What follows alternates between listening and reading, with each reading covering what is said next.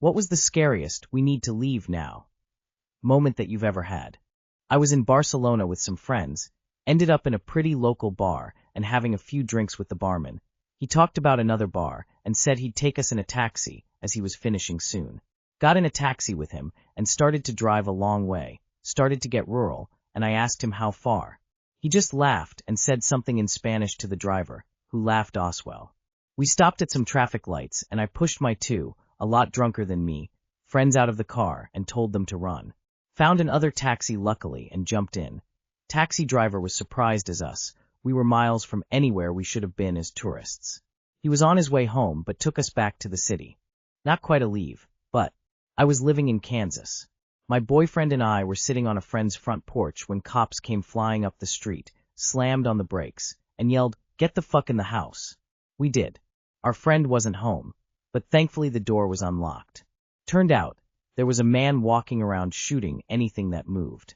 We didn't know this at first. This was around 2002, so we didn't have the net in our pockets. Our friend came home maybe an hour later and told us what was going on. Not long after, there was commotion in the backyard.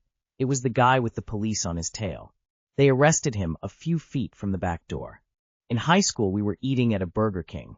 A friend kept saying it was too hot inside, let's leave. No one else felt like it was, but she insisted. We all walked outside, and about 20 seconds later a car smashed through the restaurant where we were sitting. 1991 First Gulf War. I was 9 years old. The first night they started air raids, my older brother woke me up telling me to grab my glasses and run to the basement. Keeping a hold of those glasses became the most important thing for me to do ever and since. We were camping. It was the dead of night, and I was sleeping. I was maybe 12 or 13.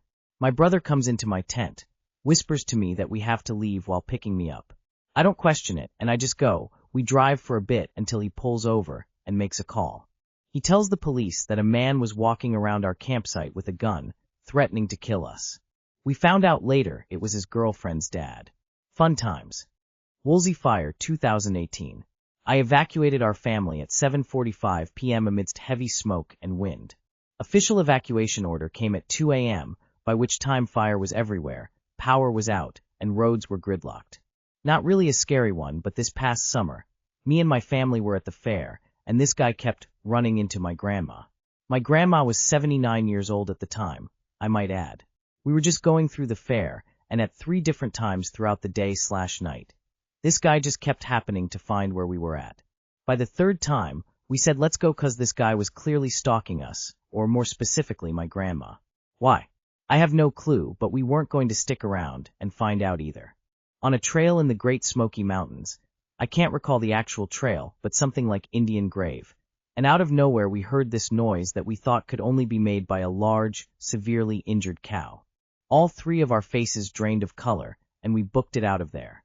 Later we were sitting in a restaurant in Dollywood, and via YouTube, we found the source of the noise, a baby bear.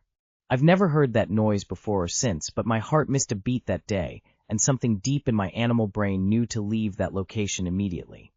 My family was living in South Sudan during the Civil War some years back.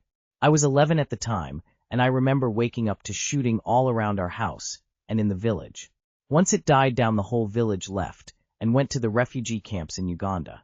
We followed them and moved to Uganda as well. It was a very scary and traumatizing time. I went to a house party in college with a group of 5 other friends. It was hosted in a lofted apartment, and the whole drive there I kept saying we shouldn't go because I just had this horrible gut feeling something bad was going to happen. An hour after arriving, mid-beer pong game, there was a loud cracking noise, and the floor gave out similar to the way the Titanic split in half. Myself and the group I went with all fell 12 feet to the concrete floor below, along with the folding table and a bunch of glass bottles. The only people hurt, myself and 2 of my friends. I remember looking up once I hit the floor and seeing the refrigerator about 2 feet from falling down on top of me. I think I said, "I told you so," for the rest of the year, haha. Climbing a 12,000-foot mountain, and suddenly the horizon turned black. Then the black began getting closer. By the time we got back to camp, there was lightning, flash flooding, and hail everywhere. In February 2022, when a neighbor country invaded and they began bombing, my world collapsed. It was the scariest moment of my life, the moment we realized we had to leave our home, maybe forever. I don't think I've ever faced a harder decision or felt such fear and uncertainty. And even now, nothing has truly changed. We've returned to our home, but we live under the shadow of constant, unpredictable bombing, trying to hold on to some sense of normal life in a place that no longer feels safe.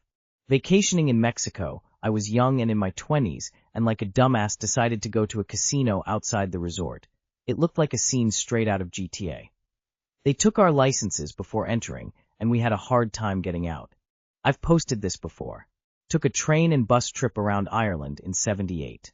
Was going into Sligo when I had an instant feeling of overwhelming dread, something I'd never had before or since. It was heavy and oppressive.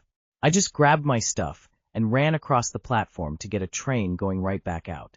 I ended up in Mullingar, where I had a great stay and dinner with people I met at the B&B, so maybe that was what was supposed to happen for me. I have never been able to figure this out. I was in an old apartment building visiting a friend. We were just sitting on the couch when we heard a sound like tearing fabric, only 10 times louder. Then we saw a massive horizontal crack instantly appear and run across the ceiling above us, showering us with dust. My friend just yelled out, "Now," and we bolted. It turned out the main support beam above their unit had given way slightly. We stood outside shaking for an hour, watching the emergency crew work.